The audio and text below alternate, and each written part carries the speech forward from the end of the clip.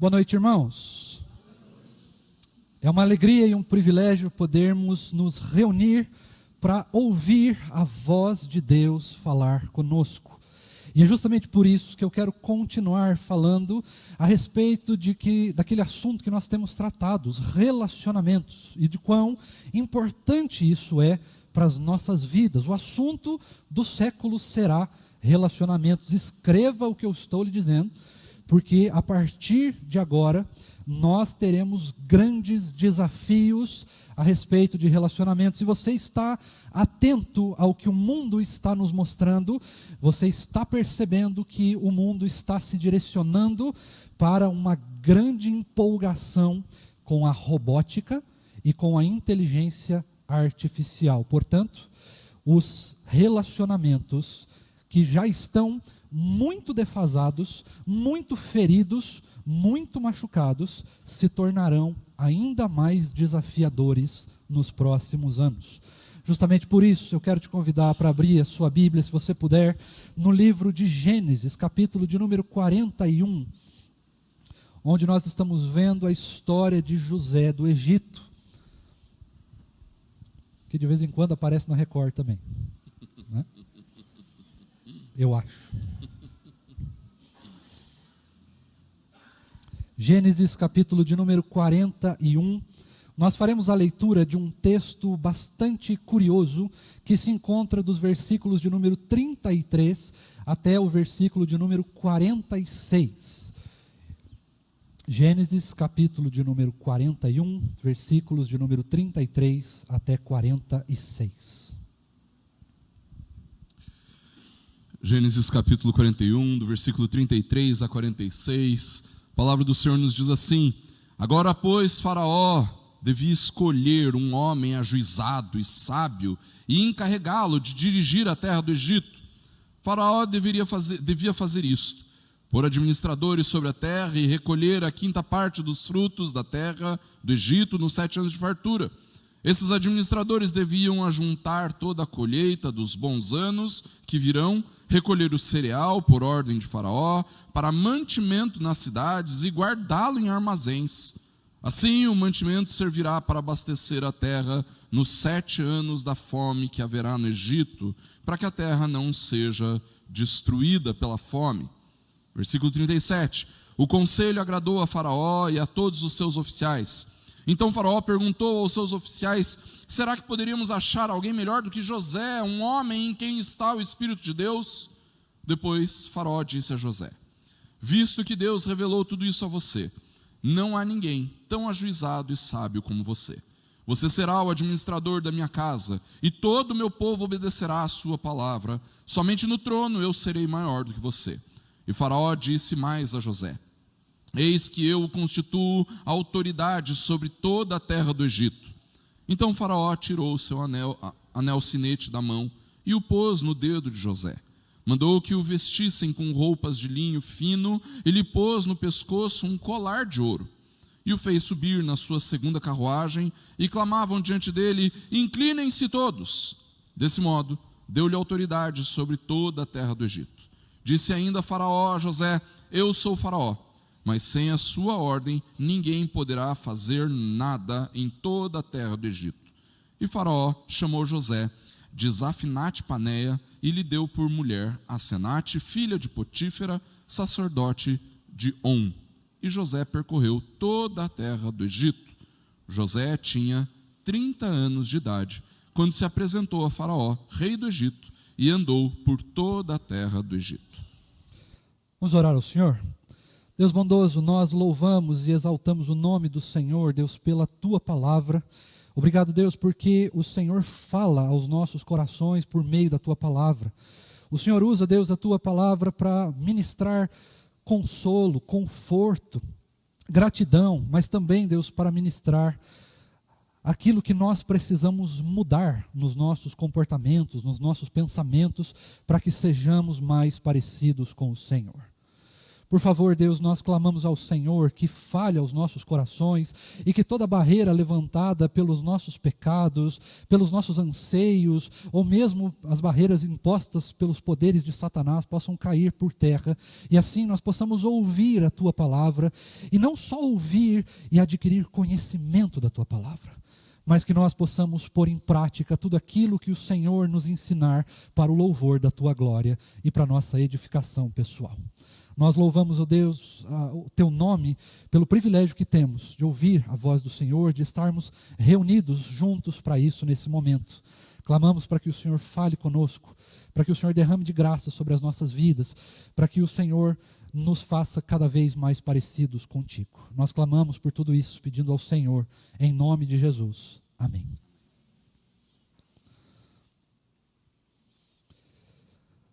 Antes de nós entrarmos no texto em si, eu quero te convidar para fazer uma rápida recapitulação daquilo que José viveu a partir dos seus 17 anos, onde começa o relato da sua história durante o texto da palavra de Deus, alguns capítulos anteriores. Quando nós olhamos para esse menino de 17 anos, nós percebemos que ele era alguém muito sonhador, alguém muito imaturo, alguém que não sabia ainda lidar com a vida, nem tampouco com as questões que a vida muitas vezes nos impõe. Nesse sentido, foi necessário que o Senhor tirasse José da sua zona de conforto, assim como Ele faz comigo e com você em vários momentos da nossa vida, e passar José por um fogo, por um período de tribulação, de desenvolvimento, de desafio de vida e de desafio de fé, para que a sua fé pudesse ser aumentada, para que ela pudesse crescer, para que ela pudesse se desenvolver. O Senhor então faz com que José passasse por grandes desafios. O primeiro deles foi um desafio familiar, tendo sido vendido pelos seus irmãos, surrado por eles, tendo perdido tudo que ele tinha junto com a sua família. Lembrando que família era algo muito importante naquela época. Muito mais, talvez, do que é hoje. Afinal de contas, hoje nós temos mecanismos que nos fazem ter uma certa autonomia que naquela época não se tinha. Hoje nós temos facilidades que nos permitem uma autonomia que naquela época não tinha. E o primeiro desafio que José enfrenta é o rompimento do relacionamento com a sua família direta. Mais do que isso, José então é vendido como escravo, e enquanto ele estava escravizado, ele é injustiçado ainda mais, tendo sido acusado de um crime que não cometeu. Já não bastasse a escravidão, ele é privado completamente da sua liberdade e é jogado então na prisão. E lá na prisão começam a acontecer algumas coisas, alguns feitos, algumas realizações da parte de Deus na vida de José, e essas realizações levam José, ou tiram José dessa prisão e o levam para um outro lugar. E é neste lugar que José está agora no texto que nós lemos. Por meio do poder de Deus aplicado na vida de José, por meio de um dom de interpretação de sonhos, ele consegue interpretar 2 sonhos. Um primeiro na prisão, que era muito parecido, né, do copeiro e do padeiro. Ele interpreta esses sonhos, e então, logo depois, o faraó, a autoridade máxima daquela época, teve um sonho. E aquele que estava com José na prisão lembra da interpretação que José deu do sonho que ele mesmo tinha tido, e por causa disso, Faraó então chama José para ver se José poderia interpretar o sonho que ele teve e assim dar uma solução para algo que era inexplicável, pelo menos por todas as autoridades religiosas e espirituais ou místicas daquela época. José então vem diante de Faraó e ele interpreta corretamente o sonho. E nós chegamos no texto que nós estamos aqui agora. Ao ter interpretado os sonhos de Faraó, José, ele é alçado como uma grande autoridade egípcia. Algumas pessoas dizem que ele é colocado como uma espécie de primeiro-ministro do povo, mas não existia a mesma dinâmica política que existe hoje. Na verdade, ele foi colocado como algo chamado grão-vizir, que abaixo de Faraó podia mandar em absolutamente tudo, inclusive na vida ou na morte das pessoas do Egito. Algumas pessoas colocam, quando eu digo pessoas, eu quero dizer alguns historiadores, ou mesmo alguns comentaristas bíblicos, colocam esse texto e eles trazem uma perspectiva a partir da vida de José, no sentido de que, veja, José sofreu, ele comeu o pão que o diabo amassou, e agora Deus o tirou daquele lugar, e então o exaltou sobre um lugar grandioso, ele pôs num lugar de autoridade, para que a palavra pudesse ser pregada, para que o evangelho pudesse continuar, para que a história da salvação pudesse continuar, mas eu discordo. Talvez, quando nós olhamos para isso, na nossa visão humana, com o nosso coração sujeito à pecaminosidade deste mundo, nós olhamos realmente para José, sendo colocado nessa posição de grão-vizir, numa grande posição de autoridade. O que nós pensamos automaticamente? Que maravilha! José foi exaltado, passou pelo sofrimento que passou, mas agora vem a hora da alegria, agora vem a hora da bênção, né? Eu estou tentando lembrar a música do Leite e Mel, mas não estou conseguindo. Mas você sabe qual música que é, né? Primeiro vem a prova, e depois vem a bonança, vem a alegria. Mas não é sobre isso que o texto fala. Não é sobre isso que o texto demonstra para nós que nós devemos aprender. Muito pelo contrário. E nesse texto eu queria trazer, talvez, uma das lições sobre relacionamentos mais difíceis que nós podemos enfrentar ao longo das nossas vidas. Perceba que esse texto, ele não fala literalmente sobre relacionamentos familiares. Ele não fala sobre relacionamentos conosco mesmo, apesar de que a gente possa tirar alguma lição disso. Ele não fala diretamente sobre o relacionamento com Deus, ainda que a gente possa tirar lições disso. Mas esse texto, ele demonstra a maneira como nós devemos, como crentes, filhos do Deus vivo, nos relacionarmos com o Estado, com o país, com a política e também com os políticos. Quando nós olhamos para esse texto, nós vemos o Faraó aceitando o conselho de um ex-prisioneiro, que foi tirado da prisão e foi lançado num alto cargo.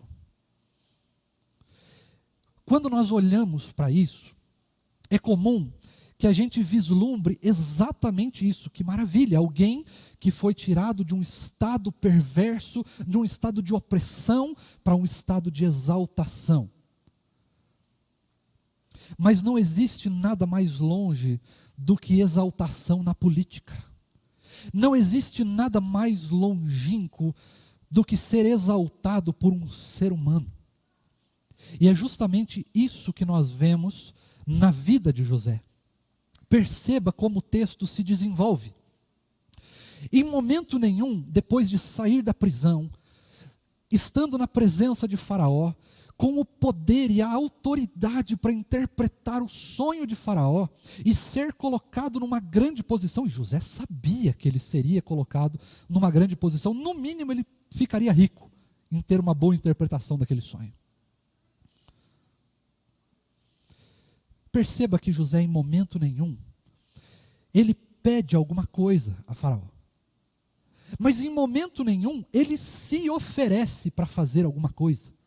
Ele só diz, olha, já que o problema é esse, Então escolha alguém que é sábio e ajuizado para governar a terra do Egito e pôr um plano em prática para que essa fome, que vai vir depois de 7 anos de prosperidade, seja vencida. E nós não sejamos pegos por causa disso. Nós não entremos em crise por causa disso. Em momento nenhum ele se oferece, olha, eu tenho o plano perfeito, eu sei exatamente como fazer para essa fome não vir. Deixa comigo, põe nas minhas costas que eu faço, põe nas minhas mãos que eu dou resposta, que eu dou um jeito de resolver isso. Em momento nenhum ele faz isso. E é justamente aqui, irmãos, que nós começamos a perceber algumas lições que eu gostaria de trazer para os irmãos a partir deste texto. A primeira lição que nos leva a pensar de como nós devemos nos relacionar com o Estado é no sentido de que o Estado não é uma ordem final. O Estado não é importante. A política não é importante. Os políticos, tampouco, não são importantes. A forma como nós vamos governar não é importante. As ideias que regem a forma como nós vamos governar não são importantes. O que importa é quem nós somos. E aí talvez você olhe para essa afirmação e pense, pastor, de onde você tirou isso? Você provavelmente está ficando muito doido e não está estudando direito. Mas eu quero que você perceba que antes de nós chegarmos nesse texto, antes de nós percebermos José nesta posição, teve algo que precisou acontecer. E é aqui que está o diferencial. O que levou José a esta posição? Pergunto a você, foi o poder de Faraó? Foi a boa impressão que José teve diante dos conselheiros de Faraó? Foi o poder de José, a sua inteligência, a sua intelectualidade, a sua sabedoria, a sua aparência, os seus recursos? Foi isso que levou José à posição que ele serviu durante muitos anos? Perceba que o que levou José a esta posição foi simplesmente o fato de que José era fiel ao Senhor. E ele permaneceu fiel ao Senhor durante a perseguição dos seus irmãos, durante a escravidão e durante a sua privação de liberdade e durante a possibilidade de ele ser exaltado. É isso que fez com que José ganhasse essa posição. Não foi as coisas que ele poderia fazer, ou as coisas que ele fez, ou que alguém poderia fazer, mas foi o próprio Deus quem o colocou nesta posição por causa do poder dele mesmo. Perceba uma coisa curiosa. Quando nós nos deparamos com o movimento carismático, por exemplo, onde os dons do Espírito, que você bem conhece, são muito exaltados, nós olhamos para o dom do Espírito e nós falamos claramente que Deus está ministrando o seu poder. Mas eu também discordo dessa frase, porque quando nós olhamos, pastor Tiago, para o poder de Deus, nós não estamos olhando para o Deus Todo-Poderoso. Nós olhamos para o que Ele faz, não para o que Ele é. E isso é muito perigoso.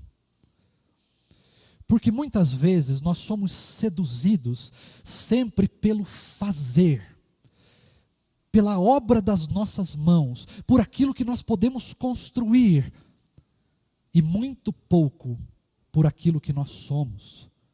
Mas eu preciso que você entenda que sempre na história da redenção, o fazer é muito fácil. Quando você tinha um pecado no Antigo Testamento, você pegava um cordeiro, levava ao sacerdote, dizia que estava arrependido, o sacerdote matava o cordeiro, você estava perdoado e você saía como se nada tivesse acontecido. Foi para isso que Jesus morreu na cruz. foi para que a gente simplesmente pudesse fazer alguma coisa e se sentir satisfeito apenas pelo que nós estamos fazendo. Porque quando nós olhamos para aquilo que a palavra diz, em nenhum momento o próprio Deus ou Cristo nos chamou primeiro para fazer alguma coisa, mas Ele sempre nos chama para sermos algo.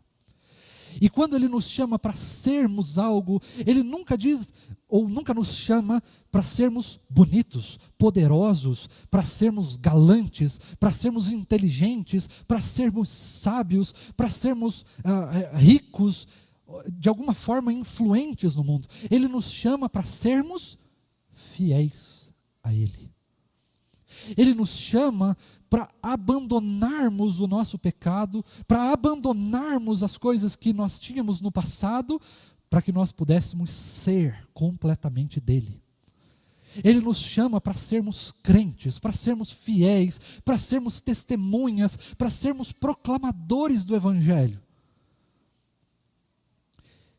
Ele não nos chama para fazer coisas, para ter uma vida religiosa, e sim para sermos completamente dele. Porque não importa quais sejam os poderes estabelecidos deste mundo, o que importa é aquilo que nós somos diante de Deus. Porque senão, certamente, nós só vamos estar fazendo alguma coisa, e não sendo o que Deus quer que a gente seja. O fazer nunca está ligado com as nossas habilidades ou mesmo com o poder que Deus pode ministrar a nós. O fazer precisa estar ligado a quem nós somos em Deus. Precisa estar ligado à nossa identidade em Cristo, que foi totalmente transformada quando nós nascemos de novo pelo poder, pela glória, pela graça e pela misericórdia de Cristo Jesus e do seu sacrifício na cruz do Calvário. Quando nós olhamos para esse texto e vemos José sendo exaltado, e ele, na verdade, sem nenhum pingo de vontade de ser exaltado, porque de maneira nenhuma você percebe que José faz alguma coisa a respeito disso, você não vê que ele muda, ele permanece o mesmo, porque na verdade, ele é fiel ao Senhor. Nada do que ele tenha, nada do que ele faça, nada do que eu tenha, nada do que eu faça, nada do que você tem, nada do que você faça pode mudar quem nós somos se nós formos alguma coisa em Cristo.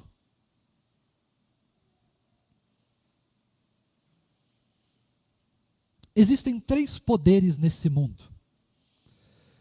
Sempre quando nós falamos desses 3 poderes, você vai perceber que o desafio do nosso coração sempre é elevado à última potência. O pecado sempre vai nos chamar para esses 3 poderes. Não de maneira para que a gente se perca neles, pelo contrário, mas para que a gente adore esses 3 poderes. O primeiro poder, que sempre vai nos seduzir, é o sexo. O segundo poder, que sempre vai nos seduzir à idolatria, são as riquezas. A ganância pelas riquezas. O terceiro poder, que vai sempre nos seduzir à idolatria, é a política. É o próprio poder. São os 3 poderes pelos quais nós sempre seremos seduzidos se nós não estivermos firmados em Cristo Jesus. Você se lembra a tentação de Cristo no deserto? A primeira, os pães, ter as coisas. Você estava com fome, você então estar saciado. Você ter aquilo que você quer no momento que você quer. Riquezas. O poder de ter as coisas. Número 2, ele é levado para o pináculo do templo, e aí então ele é questionado com relação à sua autoridade. Aqui está, de maneira simplificada, esse poder do sexo. Quando eu digo sexo, eu não digo simplesmente de uma relação sexual, mas eu digo o poder da beleza, o poder de você manipular os outros, de você ser desejado, de você ser amado, de você ser idolatrado, de você estar no centro das atenções. Este é o segundo poder. E é isso que tem a ver com a sexualidade. Porque sexualidade é isso. É você simplesmente ser desejado. É estar numa posição de ser desejado ou de desejar alguém. E fazer tudo o possível para conseguir aquilo. Não importam os meios pelos quais isso vai acontecer. E o terceiro poder é política. É o próprio poder.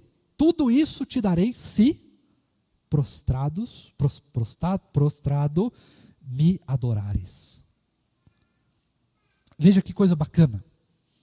Olha como a política, como o poder do Estado, ele é sempre um poder dominador, controlador e sempre humilhador. Tudo isso te darei, se você se humilhar. Satanás estava pedindo para que o rei do universo, aquele que criou todas as coisas, aquele que sabia cada uma das estrelas, o nome, tudo isso te darei. O que pode ser dado ao rei da glória? Mas perceba que o poder do Estado é sempre nesse sentido. Veja como isso acontece na vida de José. Você terá autoridade no poder no todo o governo do Egito. A única coisa que vai acontecer é: eu sempre serei, completa para mim, maior do que você. Quando nós nos deparamos, irmãos queridos, com o poder do Estado, ele sempre é um poder oprimidor. Ele sempre é um poder que vai nos colocar em posição inferior. Ele sempre é um poder que vai nos colocar numa posição de humilhação, ainda que pareça que nós estamos no topo. Ainda que pareça que o poder é nosso. Ainda que pareça que a decisão é sempre nossa. Que nós temos autoridade para mudar leis, para mudar vidas, para impactar coisas. Ainda assim, esse poder é sempre humilhante. Ele sempre depende de alguém para conseguir alguma coisa. Quando você percebe que um político não consegue fazer alguma coisa que ele quer fazer, qual é a desculpa desse político, seja ele qual for ou de qual linha é? A culpa é do sistema. A culpa é do Estado. A culpa é do establishment. A culpa é do pecado, irmãos. É por isso que a política não traz salvação nenhuma. E é justamente por isso que ela é um poder que traz uma opressão gigantesca e que sempre nos leva à idolatria no final. Porque nós estamos tratando do simples poder. E aqui eu queria te perguntar: quem tem o maior poder do que a política? Que é a maior autoridade, o maior poder que alguém pode conseguir nesta terra? O próprio Deus. Quando nós nos esquecemos disso, quando nós abandonamos essa verdade, nós sempre estaremos buscando um bezerro de ouro para adorar. Nós sempre vamos estar buscando alguma coisa, ainda que Deus esteja ali dizendo: eu vou cuidar. Não, mas eu quero um rei. Eu quero alguém que eu possa ver, que eu possa tocar, que eu possa idolatrar. E não adorar. E não ser fiel. E não depender. E não ser ministrado pela graça, pela misericórdia. Não conhecer o amor dessa pessoa. Eu sempre preciso de um bezerro de ouro. Eu sempre preciso de uma serpente de bronze. Eu sempre preciso de alguém para poder idolatrar. É isso que o texto nos mostra. José recebeu sim poder. José foi exaltado sim. Mas a exaltação de José não é política. A exaltação de José não é as riquezas, não é o anel, não é a autoridade, não são as roupas de linho, não é o nome novo que ele ganhou, não é a esposa que ele ganhou, filha de um grande sacerdote da época, não é poder andar pela terra do Egito, não é poder decidir as coisas, nem tampouco foi o seu plano de governo, vamos chamar assim. Mas o que dá autoridade a José, e o que mantém essa autoridade, é simplesmente o próprio Deus, irmãos. E isso funciona para todas as áreas da nossa vida. Muitas vezes nós buscamos ter uma autoridade que não é dada por Deus e é por isso que ela falha muitas vezes. Isso serve para todos nós, mesmo que você nunca tenha desempenhado um cargo. Mas você lidera. Você é um líder. Se você não lidera ninguém, você lidera a si mesmo. Você lidera o seu tempo, a sua agenda, a sua disciplina pessoal, a sua leitura da palavra, a sua devoção ao Senhor. Mas se você pode liderar alguém, você lidera os seus filhos, você lidera a sua casa, talvez a sua empresa, talvez um grupo escolar, talvez um grupo de universidade, talvez você lidere um grupo no seu trabalho, talvez você lidere uma diretoria interna da sociedade, uma diretoria interna, né? Uma diretoria de sociedade interna, ou de departamento aqui da igreja. Talvez você tenha um cargo que aparentemente é maior, você é um diácono, você é um presbítero, docente ou regente. Talvez você seja até uma autoridade maior, você seja um presidente de presbitério, um presidente de sínodo, o presidente do Supremo Concílio, o presidente de uma grande denominação, de uma grande instituição ou de qualquer coisa assim. Talvez você seja um político, ou você queira ser um político. Deus me livre se isso acontecer.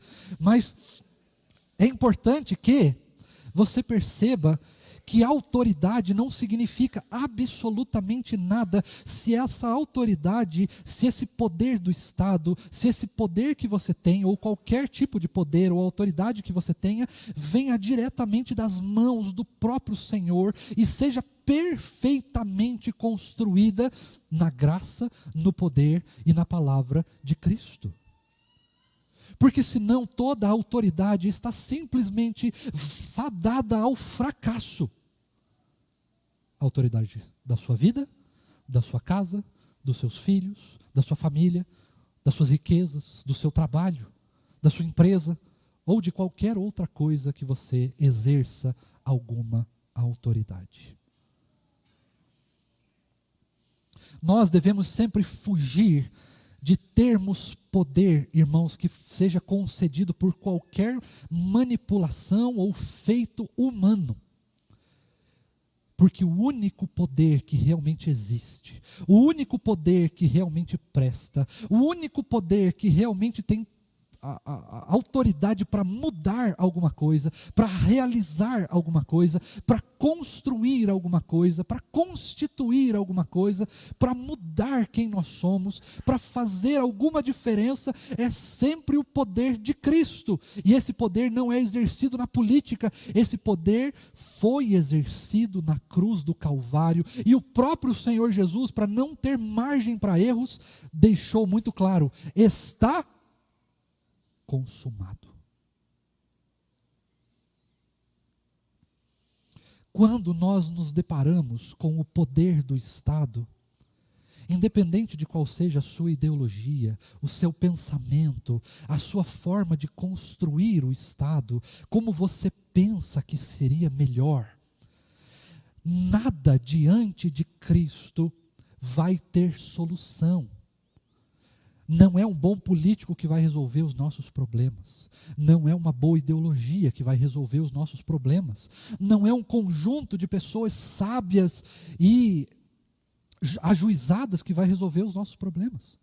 Não é um bom plano de governo que vai resolver os nossos problemas, porque nós não temos problemas. Nós só temos um problema. O único problema que eu e você temos é o pecado. E estarmos em um mundo que é regido, dominado pelo pecado. Porque afinal de contas, a própria palavra de Deus diz para mim e para você: o mundo jaz na bonança, na alegria, na prosperidade, nas boas obras, na boa vontade, na caridade. É isso que a palavra diz? O mundo jaz nas mãos do diabo, no maligno. E nós insistimos todos os tempos em querer achar soluções humanas para problemas espirituais. Nós nos deparamos com a política brasileira, mundial ou de qualquer outro nível, e nós percebemos que é sempre uma política corrupta, cheia de falhas, cheia de coisas ilegais, imorais, antiéticas. E muitas vezes nós olhamos para essa política e nós olhamos para o reino de Deus em contrapartida que está nos esperando voltar para casa. E muitas vezes nós olhamos para o reino de um lado, olhamos para a política do outro. E o que nós fazemos? Qual nós escolhemos? A política. Como que eu sei que nós escolhemos a política? Porque nós defendemos a política. Porque nós defendemos uma ideologia. Porque nós defendemos um partido, uma pessoa. Porque nós brigamos com alguém por causa da política. Isso entristece muito o meu coração. Mas isso, além de entristecer o meu coração e o de Deus também, porque nós estamos trocando o Senhor por seres humanos.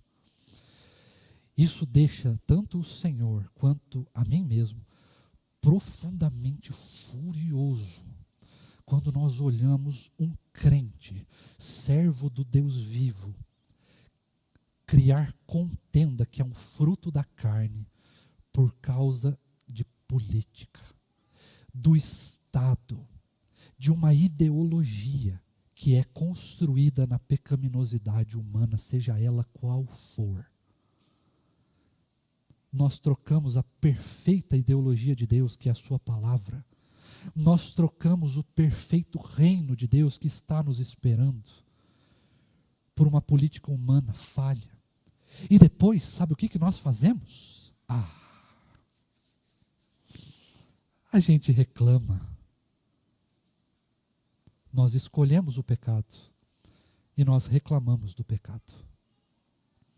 Por isso que quando nós olhamos para a vida de José, nós não vemos que ele foi exaltado, mas é o Senhor que é exaltado na vida dele. E é por isso, irmãos, que nós precisamos aprender a nos relacionarmos com Jesus. Porque quando nós nos relacionamos com Jesus, nós aprendemos a nos relacionar por meio do entendimento que nós temos da sua palavra com qualquer área da nossa vida. Seja ela qual for, seja a instância que for. Pastor, então o senhor está dizendo que nós devemos votar em crentes? Se tiver, sim. Se tiver, sim. Mas sabe qual que é o problema? O que nós vamos fazer? A gente vai votar no crente, achando que o crente vai resolver o problema. Mas nós precisamos votar no crente, não porque ele vai resolver os problemas, mas por causa do Jesus que está no coração do crente. Nós escolhemos as autoridades da igreja, da nossa vida, nós escolhemos as autoridades que caminham conosco, nós escolhemos as formas políticas e tudo mais, não porque a forma política, ou não porque a autoridade, ou os líderes podem fazer alguma coisa, mas nós escolhemos essas coisas com base primeiro na nossa fé, de modo, irmãos, que olha o que o texto diz para nós nesse sentido. Faraó, escolha pessoas que são sábias e ajuizadas. Quando nós olhamos para isso, a primeira coisa que nos chama a atenção, pastor, é a seguinte: então eu preciso escolher pessoas sábias e ajuizadas, mas a questão é a seguinte: como eu escolho pessoas sábias e ajuizadas se eu não for sábio e ajuizado em Jesus? É essa que é a questão. E é justamente por isso que José não se coloca na posição de eu faço.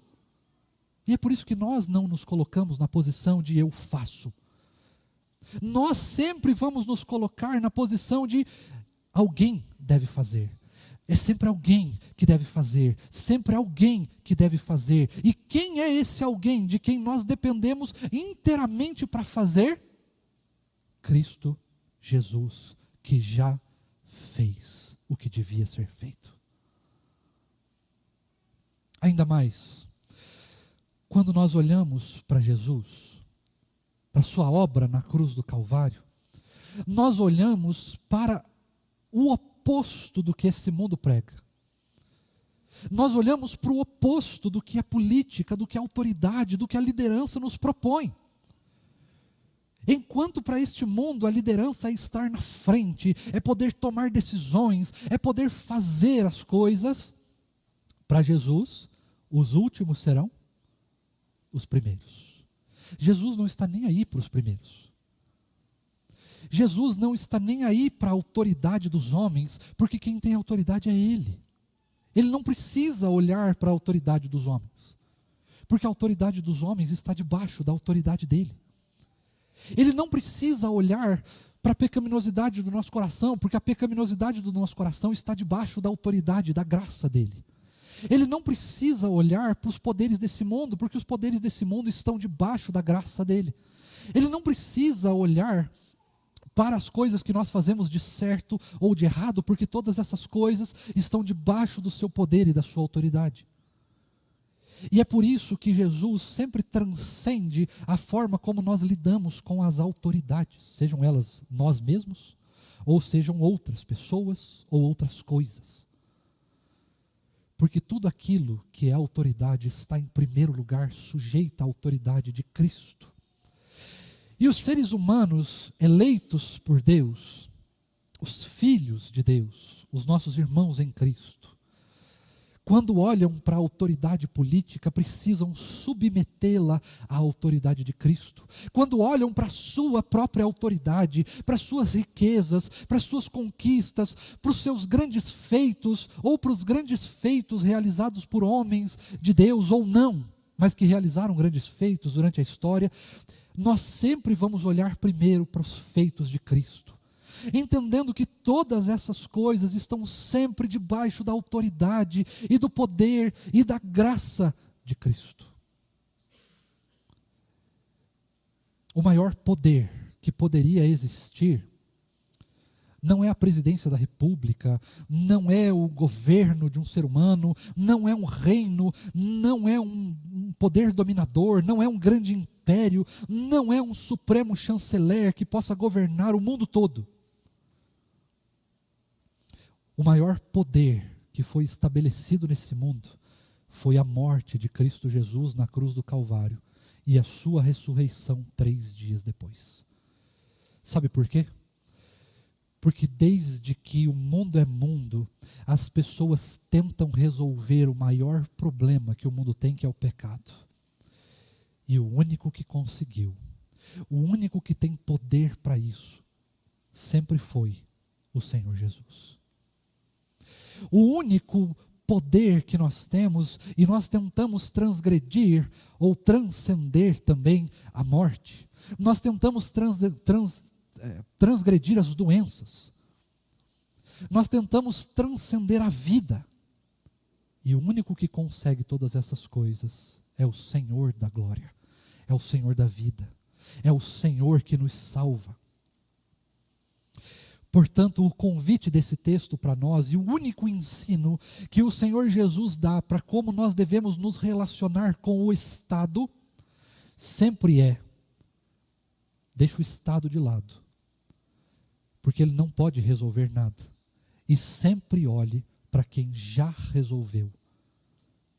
Sempre olhe para Cristo.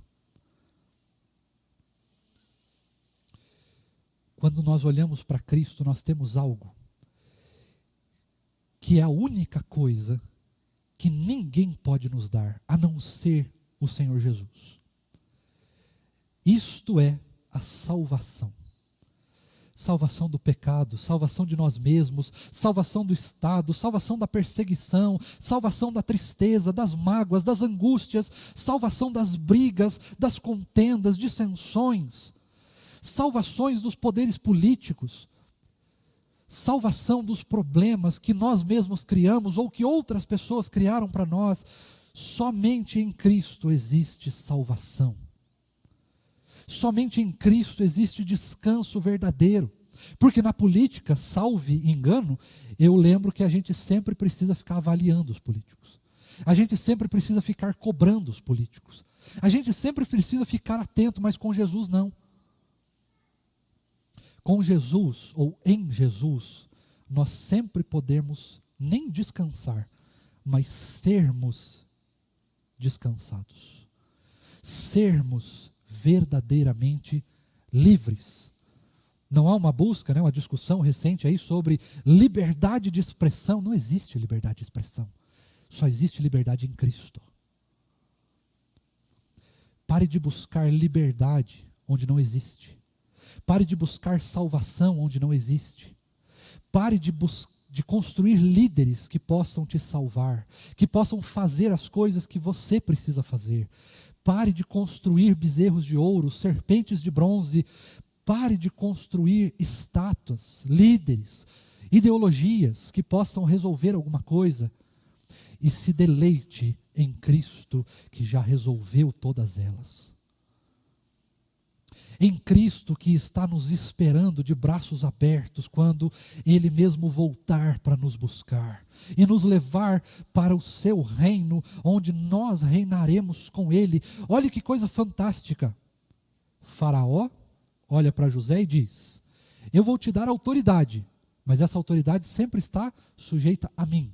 Primeiro eu, depois você. Quando nós olhamos para Jesus, eu te chamo para andar junto comigo. E sabe um outro texto que Jesus fala para nós? Vocês farão obras ainda maiores. Esse é o poder de Deus. Essa é a forma como nós devemos nos relacionar com os poderes, com o Estado, com a autoridade, nos relacionando com Jesus primeiro. Porque sem Jesus, a única autoridade que pode reger a sua vida não é a política, não é a riqueza, não é o sexo, não é nada disso. Mas a única realidade que pode existir e vai governar certamente a sua vida e vai te escravizar em tudo é o pecado. Por isso, irmãos, é urgente que nós abandonemos os desejos desse mundo, as vontades, os poderes, as autoridades desse mundo e nos rendemos de fato e nos deleitemos de fato em Cristo Jesus, na maior autoridade que já existiu, que existe e que ainda existirá. Eu estarei convosco até a consumação dos séculos. Fala para mim qual político, qual líder te ofereceu isso. Só Jesus pode nos salvar. Só Jesus pode transformar as nossas vidas. Só Jesus deve ser a nossa ideologia. Só Jesus deve ser o maior poder a ser adorado, a ser devocionado pelo nosso coração. Só Jesus pode nos dar o que nós precisamos, porque só Jesus já deu o que nós precisamos. Amém? Glória a Deus por isso. Só para encerrar, veja que José, ele deixa um grande legado para o Egito. Deixa eu te perguntar, o Império Egípcio ainda existe? Não, né? Mas onde a gente armazena os nossos grãos? Não é da mesma forma que José criou? Quando nós criamos alguma coisa pelo nosso próprio poder, ele está fadado à desgraça, ao fracasso e ao fim. Mas quando nós construímos um legado em Jesus, por causa da eternidade de Cristo, este legado permanece eternamente. Porque ele não é um legado do que a gente faz, mas ele é um legado do que nós somos, por causa de quem Cristo é. Queria encerrar contando um testemunho. Alguns dias atrás, eu, pastor Tiago e alguns irmãos dessa igreja, pastor Lucas também, pudemos participar de um momento muito impactante, muito bonito, quando nós nos despedimos do seu Afonso. E durante essa despedida, teve um momento que nos impactou muito, muito mesmo. Foi quando a dona Nerilda disse o seguinte: aquilo que vocês conheciam dele era exatamente aquilo que ele era. Não é o que nós fazemos que importa, é quem nós somos em Cristo Jesus, por causa de quem Cristo Jesus é em nós. Que assim Deus nos ajude, seja conosco, ministre de graça nas nossas vidas, para que nos faça abandonar as idolatrias ideológicas e políticas, e para que, ao nos abençoar, o Senhor possa fazer com que nós abandonemos todas essas coisas e confiemos, nos apeguemos, nos deleitemos e nos entreguemos somente nas mãos de Jesus. Amém? Quero te convidar, se você puder, para se colocar de pé nesse momento. Nós vamos orar ao Senhor, nós vamos impetrar a bênção, vamos cantar o amém tríplice, e depois eu vou te convidar para mais uma vez se colocar no seu lugar, para tomar assento mais uma vez. Eu e o pastor Tiago vamos até a porta, nós vamos cumprimentar os irmãos. Eu sei que tem muitos visitantes hoje, então você também é convidado a se fazer presente na vida dos nossos visitantes, cumprimentá-los, abençoá-los, orar por eles, conversar com eles, né? E nós somos convidados também a irmos lá fora, tem um cafezinho maravilhoso, eu adoro o café da igreja, e aí nós podemos, enquanto tomamos um café e comemos uma bolachinha, podemos compartilhar daquilo que Deus está fazendo nas nossas vidas, podemos compartilhar daquilo que Deus já fez, daquilo que nós esperamos que o Senhor faça, podemos orar uns pelos outros, atender as necessidades uns dos outros, e assim nos edificarmos mais um pouco a nós mesmos, uns aos outros, na verdade, né? Vamos orar ao Senhor. Deus bondoso, é verdade que os poderes desse mundo são poderes opressivos, porque eles são construídos com base na pecaminosidade do coração dos homens. As autoridades aqui constituídas, elas sempre estão constituídas com base na pecaminosidade do nosso coração, do deleite que nós temos por causa do poder que inclusive seduziu o próprio Satanás a se achar na autoridade, no desejo de se tornar igual ao Senhor, ou talvez até mais poderoso que o Senhor. A ruína, Deus, dos nossos corações, a ruína das nossas vidas, sempre está quando nós colocamos alguma coisa, seja ela o que for, em alguma coisa que não seja o próprio Senhor. Nós queremos, Deus, em primeiro lugar, te pedir perdão por todas essas coisas. Nós queremos pedir perdão, Deus, quando alguma coisa nas nossas vidas toma o lugar que é somente seu. Mas nós também clamamos, Deus, visto o tamanho desse poder que seduziu até o arcanjo mais poderoso, nós clamamos para que o Senhor derrame de graça suficiente nas nossas vidas, para que nós possamos ser capacitados pelo Senhor para abandonar as ideologias, os poderes, os políticos, a política, o Estado ou qualquer outra coisa que tome o seu lugar no nosso coração. Nos ajuda a fazer isso, porque certamente, pelas nossas próprias forças e condições, nós não temos possibilidade alguma de lutar contra essas coisas.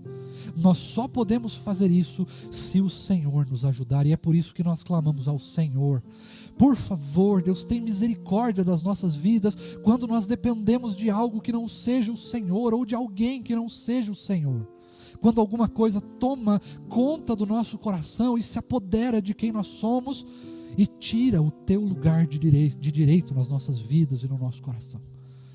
Tem piedade de nós, tem misericórdia de nós, nos ajuda, derrama sobre nós a sua graça, a sua misericórdia, nos ensina a perceber, a enxergar e a depender única e exclusivamente, não do seu poder, mas do Senhor que tem poder. Muda as nossas perspectivas, nos ensina a partir da tua palavra que a única pessoa, o único ser, a única coisa que pode nos salvar é o Senhor. A única coisa que pode resolver as nossas dependências, os nossos problemas, as nossas limitações é somente o Senhor. Nos ajuda a perceber essa realidade, a depender dessa realidade, a acreditar nessa realidade e a descansar nessa realidade, crentes de que o Senhor está sempre cuidando de nós, sempre presente nas nossas vidas. por favor, nos ajude a compreender que os poderes desse mundo sempre nos levam ao estado de humilhação, e sempre quando nós dependemos do Senhor e colocamos a nossa fé à prova de quem o Senhor é e das coisas que o Senhor pode fazer, nós então conseguimos perceber que o único estado de exaltação é o estado do Senhor. O único país que nós realmente teremos paz, teremos liberdade, teremos prosperidade por causa de quem o Senhor é o teu reino, e nenhum outro país deste mundo, nenhum outro lugar, nenhum outro estado, nenhuma outra instituição, nenhum outro poder, autoridade, político ou ideologia, ou mesmo ideias ou planos podem nos satisfazer mais do que o Senhor pode. Por favor, tem misericórdia de nós, nos ajuda a compreender esta realidade tão dura, tão difícil, que nos esmaga todos os dias e que muitas vezes toma conta do nosso coração. Nos ajuda a entender, Deus, que nós só precisamos do Senhor, e no Senhor nós vamos poder encontrar descanso, plenitude, verdadeira autoridade, verdadeiro poder. Somente no Senhor nós vamos realmente sempre poder confiar. Louvado e exaltado seja o nome do Senhor por isso. Nós descansamos no Senhor. E por causa desse descanso nós clamamos, ó Deus, para que agora que nós vamos nos despedir aqui, nós clamamos para que o Senhor seja conosco. Que o Senhor derrame de graça sobre as nossas vidas, que o Senhor nos ensine a sua misericórdia, que o Senhor nos leve para o centro do teu amor, para o centro da tua vontade, que é boa, perfeita e agradável. Nós clamamos que o Senhor nos leve em segurança para os nossos lares, clamamos que o Senhor nos dê uma semana rica de bênçãos que venham do Senhor, rica de prosperidade que venha do Senhor, rica de graça, de liberdade que venha do Senhor. Nós clamamos, ó Deus, para que o Senhor nos dê uma semana de vitória contra o maligno, de vitória contra a pecaminosidade do nosso coração, que nós tenhamos uma semana de vitória em Cristo Jesus. Nós clamamos para que o Senhor nos ajude, para que o Senhor continue falando conosco, que o Senhor continue ministrando aos nossos corações, que o Senhor continue ensinando a sua palavra para cada um de nós, e que o Senhor continue falando conosco, e ao falar conosco, nós possamos ser impactados e profundamente transformados, aliás, totalmente transformados pela tua palavra e por quem o Senhor é. Nós pedimos todas essas coisas, crentes, certos, confiantes de que o Senhor já nos entregou cada uma delas. Louvado seja o Senhor por quem o Senhor é, por tudo que o Senhor fez, por tudo que o Senhor está fazendo e por tudo que o Senhor ainda fará nas nossas vidas. Louvado, exaltado seja o nome do Senhor, em nome de Jesus. E que a maravilhosa graça do nosso Senhor e Salvador Jesus Cristo, o amor imenso de Deus, o nosso Pai, a comunhão, o conforto e o fruto do Santo Espírito do Senhor seja conosco hoje e para sempre.